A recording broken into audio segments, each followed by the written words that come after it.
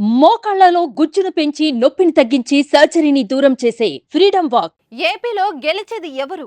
తెలంగాణలో మెజారిటీ స్థానాలు దక్కించుకునేదెవరు? కేంద్రంలో ఏ పార్టీకి అధికారం వస్తుంది?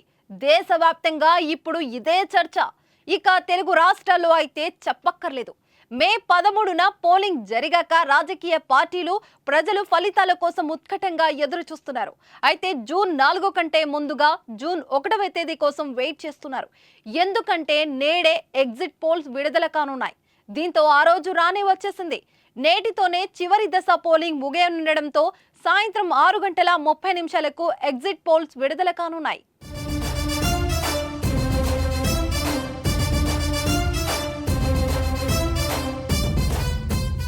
ఎన్నికల ఫలితాల అంచనాలు సర్వే సంస్థలు బయట పెట్టనున్నాయి. కొన్ని మీడియా సంస్థలతో పాటు సర్వే రాయులు వచ్చిన ఎగ్జిట్ పోల్స్ పలుమార్లు నిజం కావడంతో రిజల్ట్ కంటే ఎగ్జిట్ పోల్స్ కు డిమాండ్ ఏర్పడింది. ఎగ్జిట్ పోల్స్ తో దాదాపు విజేతలపై అంచనా వచ్చే అవకాశం ఉంది. ఆంధ్రప్రదేశ్లో ఇరు పార్టీలు విజయంపై ధీమాతో ఉన్నాయి. మరోసారి అధికారంలోకి పక్కా వస్తామని వైసీపీ అంటుంది. ప్రమాణ స్వీకారానికి కూడా ఫ్యాన్ పార్టీ నేతలు ఏర్పాట్లు చేసుకుంటున్నారు. డేట్, ప్లేస్ ఫిక్స్ చేశారు. కూటమి కూడా పూర్తి ఆత్మవిశ్వాసంతో కనిపిస్తోంది. అధికారం ఖాయమని భావిస్తుంది. మరి ఎవరు ప్రతిపక్షం, ఎవరు విపక్షం? పవన్ కళ్యాణ్ ఈసారి అసెంబ్లీ గేటు తాకుతారా? జగన్, చంద్రబాబు మెజారిటీ ఎంత? అవినాష్ రెడ్డిపై, షర్మిలపై చేయి సాధిస్తుందా? తెలియాలంటే జూన్ 4 వరకు ఆగాల్సిందే. కానీ అంతకంటే ముందు ఈ రోజు ఎగ్జిట్ పోల్స్ ద్వారా వారి విజయాలపై క్లారిటీ వచ్చే అవకాశం ఉంది. ఇటు తెలంగాణలో హస్తం హవ నడుస్తుందా, కారు గేరు మార్చిందా, కమలం వికసిస్తుందా అనే దానిపై సాయంత్రం విడుదలయ్యే ఎగ్జిట్ పోల్స్ తో అంచనాకు వచ్చే అవకాశం ఉంది.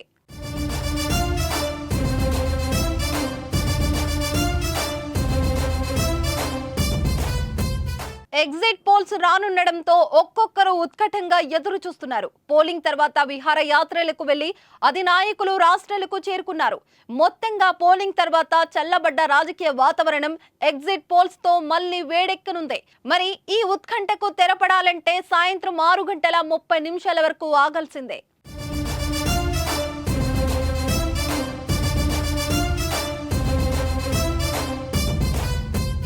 సుమన్ టీవీలో మీ పర్సనల్ అండ్ బిజినెస్ ప్రమోషన్స్ కోసం కింది నెంబర్కి కాంటాక్ట్ చేయండి.